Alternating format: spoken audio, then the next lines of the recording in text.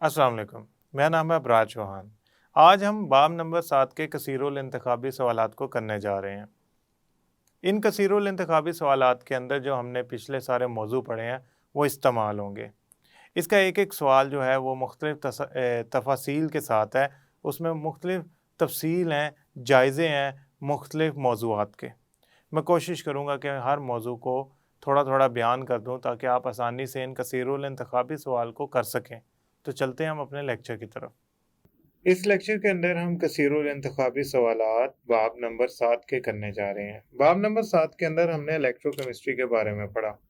हमने उसमें मुख्तलिफ सेल की इकसाम और इलेक्ट्रोलाइट्स की इकसाम और मुख्तलिफ किस्म की इलेक्ट्रोप्लेटिंग डिफरेंट मुख्तलिफ मेटल्स की उनको पढ़ा। अब हम करने क्या जा रहे हैं, अब हम पहला कसीरुल इंतखाबी सवाल करने जा रहे हैं और उसके साथ साथ हम ये भी देखेंगे कि जो हम कसीरुल इंतखाबी सवाल कर रहे हैं उसके पीछे कौन सा मौजू है जो उससे जुड़ा हुआ है। पहला, अज खुद वाक़या होने वाला केमिकल रिएक्शन। अज खुद वाक़या होने वाले केमिकल रिएक्शन को हम एक ऐसा रिएक्शन कहते हैं जो स्पॉन्टेनियस होता है।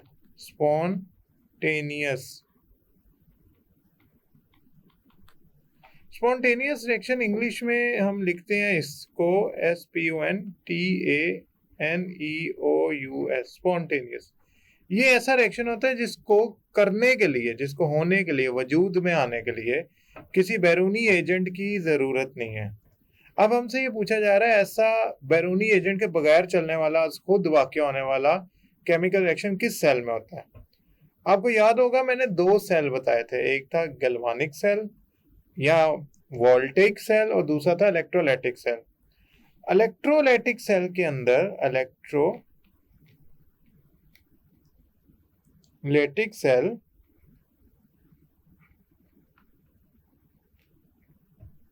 इसके अंदर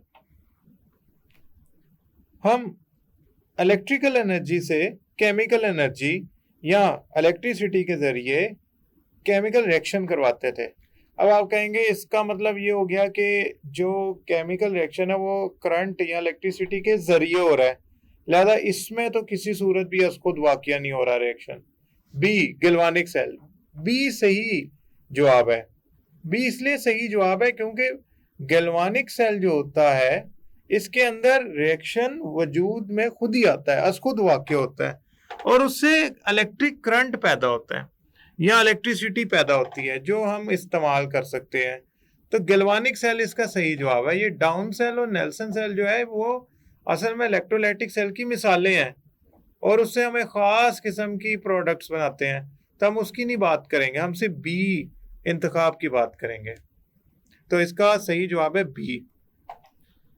हाइड्रोजन और ऑक्सीजन से पानी का बनना कौन सा केमिकल रिएक्शन है। देखें, hydrogen H2 plus oxygen O2 मिलकर बनाते हैं वाटर H2O, पानी।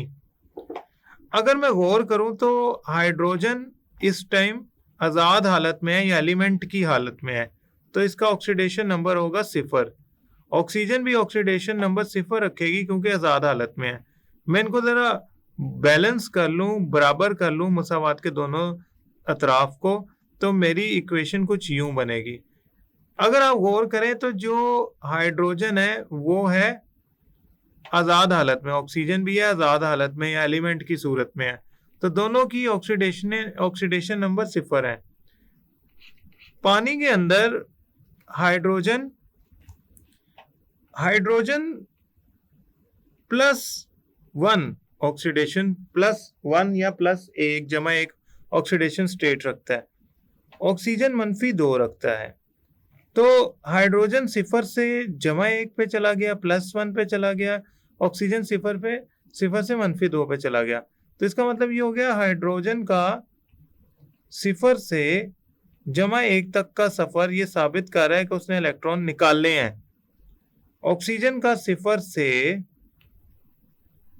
-2 तक का सफर ये साबित कर रहा है उसने इलेक्ट्रॉन हासिल किए हैं। तो इलेक्ट्रॉन का इखराज और इलेक्ट्रॉन का हसूल, ये तो ऑक्सीडेशन रिडक्शन है। तो ये रिएक्शन जो होगा इसमें ऑक्सीडेशन भी हो रही है, यानी कि खराज भी हो रहा है इलेक्ट्रॉन का और हसूल भी हो रहा है इलेक्ट्रॉन का। लिहाजा मैं ऐसे रिएक्शन को कहूंगा कि ये रिडॉक्स रिएक्शन है। इसका सही जवाब होगा ए, क्योंकि इसमें इलेक्ट्रॉन का हसूल और इखराज हो रहा है। अब हम करते हैं तीसरा सवाल। तीसरा है, इनमें से कौन सा इलेक्ट्रोलाइटिक सेल नहीं है?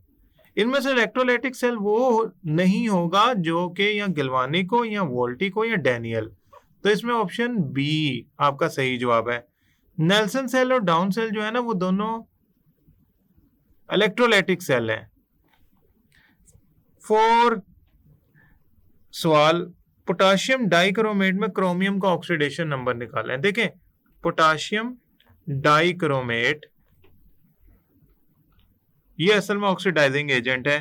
पोटाशियम ग्रुप 1 का हिस्सा है। ऑक्सीजन का ऑक्सीडेशन नंबर -2 होता है। ग्रुप 1 वालों का ऑक्सीडेशन नंबर +1 होता है। तो मैं पोटाशियम का लिखूंगा कि 2 पोटाशियम का ऑक्सीडेशन नंबर +1। अब आप कहेंगे 2 क्यों लिखा है? अगर आप गौर करें तो पोटाशियम की 2 मिकदार है इसके अंदर, जमा क्रोमियम के 2 ऑक्सीडेशन नंबर Cr, जमा ऑक्सीजन का ऑक्सीडेशन नंबर है -2। लेकिन ऑक्सीजन की मिकदार देखें आप 7 है। चूंकि ये पूरा का पूरा कंपाउंड न्यूट्रल है, इस पे कोई चार्ज नहीं है। अगर देखें आप तो यहाँ पे कोई चार्ज नहीं है, तो इसको मैं 0 के बराबर रखूंगा। ये हमारा असूल था जब हमने तखफीज करना था ऑक्सीडेशन नंबर। तो ये बन गया -2 जमा क्रोमियम का ऑक्सीडेशन नहीं पता, तो मैं क्रोमियम की जगह X लिख लेता हूं, और -14 7 दूनी 14 0। अच्छा, ये -2 और -14 बने -12, तो 2x -12 0 के बराबर हुआ। यहां से 2x बराबर हुआ 12 के, और x बराबर हुआ -12 के, तो x बराबर हुआ -6 के। तो हमारा यहाँ पे जवाब होगा बी। हमारा यहाँ पे जवाब होगा बी। तो आपने इस तरीके से ऑक्सीडेशन नंबर निकालना है। इसमें थोड़ा वक्त लगता है, मगर ये यही तरीका है। दर्ज इनमें से कौन सा इलेक्ट्रोलाइट नहीं है? इनमें से कौन सा इलेक्ट्रोलाइट नहीं है? इनमें से वो इलेक्ट्रोलाइट नहीं होगा जो कि पानी के अंदर आयंस ना बनाए।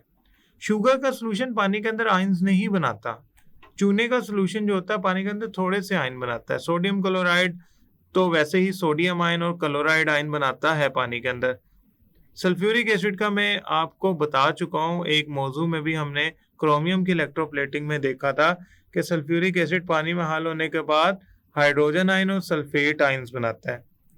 तो शुगर का सोल्यूशन पानी में हल होने के बाद आयन नहीं बनाता। ये चूने का सोल्यूशन कैल्शियम आयन थोड़े से और हाइड्रोक्साइड आयन 2 थोड़े से बनाता है। ये ज्यादा नहीं बनाता मगर बनाता है। तो इसका मतलब ये हो गया कि इसमें सिर्फ जो ए है शुगर का सोल्यूशन, वो आयन नहीं बनाता, लिहाजा वो इलेक्ट्रोलाइट भी नहीं होगा। तो आयन ना बनाने वाला, आयन ना बनाने वाला कहलाता है नॉन इलेक्ट्रोलाइट, या आप उसे कह लें कि वो इलेक्ट्रोलाइट नहीं होता। तो इसमें आपने ए का इंतखाब करना है। क्रोजन की सबसे आम मिसाल कौन सी है? यकीनन क्रोजन की सबसे आम मिसाल वही होगी जो सबसे ज्यादा इस्तेमाल होने वाली मेटल पे हो रही है, वो लोहे को जंग लगना है। तो सबसे आम मिसाल जो है वो लोहे को जंग लगना हमारे पास क्रोजन की सबसे आम मिसाल है। 7वां सवाल, नेल्सन सेल गैसों के साथ साथ कास्टिक सोडा तैयार करने के लिए इस्तेमाल किया जाता है। इनमें से कौन सी गैस कैथोड पे पैदा होती है? पहली बात है, नेल्सन सेल से 3 चीजें पैदा होती हैं, सोडियम हाइड्रोक्साइड, क्लोरीन गैस और hydrogen gas. Sodium hydroxide catch basin में जाता है, कैच बेसिन। क्लोरीन जो होता है वो एनोड पे पैदा होता है, और हाइड्रोजन जो होता है वो कैथोड पे पैदा होता है। तो इसका मतलब ये हो गया कि अब हमसे पूछा जा रहा है कि कैथोड पे कौन पैदा होता है, तो हम कहेंगे हाइड्रोजन गैस। तो इसका ऑप्शन होगा बी, इसका इंतखाब होगा बी। तो हमने बी पे दुरुस्त का निशान लगाना है। अब हम चलते हैं 8वें सवाल की तरफ। हाइड्रोजन और ऑक्सीजन से पानी बनने के अमल के दौरान दर्ज झेल में से क्या वाक़या नहीं होता? दर्ज झेल में से क्या वाक़या नहीं होता? अच्छा, पानी जो होता है ना, वो हाइड्रोजन और ऑक्सीजन के रिएक्शन से बन रहा है, ठीक है। इसमें हाइड्रोजन की ऑक्सीडेशन होती है। असल में जब पिछला आप कसीरुल इंतखाबी सवाल याद करें ना, तो उसमें हाइड्रोजन H2 होता है और वाटर में हाइड्रोजन आयन के तौर पे या हाइड्रोजन +1 के तौर पे मौजूद होता है। तो हाइड्रोजन की तो ऑक्सीडेशन हो रही है, ऑक्सीडेशन हो रही है। ऑक्सीजन जो होता है वो 0 से -2 पे चला जाता है, तो इसकी तो रिडक्शन हो रही है। इसका मतलब ए और बी जो है इंतखाब वो हो रहे हैं। ऑक्सीजन का इलेक्ट्रॉन हासिल करना यकीनन ये रिडक्शन ही कहलाता है, तो ऑक्सीजन तो इलेक्ट्रॉन भी हासिल कर रहा है। तो आखिरी हाइड्रोजन का ऑक्सीडाइजिंग एजेंट के तौर पे काम करना। हाइड्रोजन ऑक्सीडाइजिंग एजेंट के तौर पे काम नहीं कर रहा। यहाँ पे हाइड्रोजन जाके जुड़ रहा है ऑक्सीजन से, तो रिड्यूसिंग एजेंट का काम कर रहा है, क्योंकि ऑक्सीजन हाइड्रोजन को अपने साथ जोड़ रही है। तो हाइड्रोजन ऑक्सीजन को जुड़ रहा है, तो ऑक्सीजन रिड्यूस हो रही है। तो जो ये हाइड्रोजन ऑक्सीजन के साथ क्या कर रहा है, उसको रिड्यूस कर रहा है, तो ये रिड्यूसिंग एजेंट कहलाएगा। तो ये हाइड्रोजन जो है ना, वो रिड्यूसिंग एजेंट कहलाएगा। इधर लिखा हुआ है हाइड्रोजन का ऑक्सीडाइजिंग एजेंट के तौर पे काम करना, ये नहीं हो रहा, ये रिड्यूसिंग एजेंट के तौर पे काम करता है। जंग का फार्मूला क्या है? अच्छा, जंग का फार्मूला मैंने आपको बताया था, याद करना पड़ेगा। जंग का फार्मूला Fe2O3 वाटर मॉलिक्यूल्स होता है। अब इसमें ऑप्शन ए जो है वो दुरुस्त है। याद रखिएगा, एल्यूमिनियम का जो क्रोजन से बनता है वो बनता है एल्यूमिनियम ऑक्साइड, इसे एल्यूमिना भी कहते हैं। तो इसमें और इसमें फर्क है। ये एल्यूमिनियम का क्रोजन का नतीजा है, वो आयरन की क्रोजन या जंग का नतीजा है। तो इसका ऑप्शन है ए। जिंक और हाइड्रोक्लोरिक एसिड के दरमियान रिडॉक्स एक्शन के दौरान ऑक्सीडाइजिंग एजेंट कौन सा होता है? ये थोड़ा सा लंबा सवाल है, हम इसको हल करने की कोशिश करते हैं। जिंक मेटल है, उस पे हाइड्रोजन क्लोराइड एसिड गिराया जाए तो ये बनाता है जिंक क्लोराइड साल्ट, और हाइड्रोजन गैस बाहर निकल जाती है। अगर मैं इसे बैलेंस करना चाहूँ तो इक्वेशन के सीधे हाथ पे क्लोरीन की कमी है, यहाँ पे 2 लगा देते हैं, इससे क्लोरीन और हाइड्रोजन दोनों पूरे हो गए।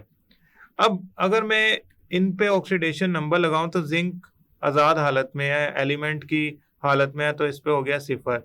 हाइड्रोजन का हो गया +1, क्लोरीन का हो गया -1। जिंक हो गया 2 क्लोरीन के साथ जुड़ा है ना, तो +2 हो गया।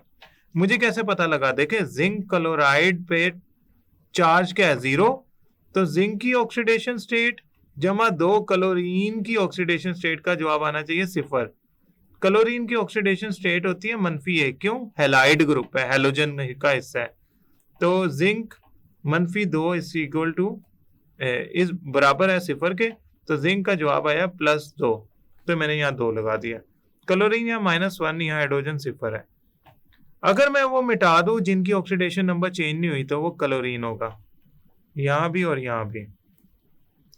अब आप गौर करें जरा, जिंक हो गया है +2 में और हाइड्रोजन हो गया है 0 में। जिंक ने इलेक्ट्रॉन निकाल दिए हैं, लिहाजा ये हो गया ऑक्सीडाइज।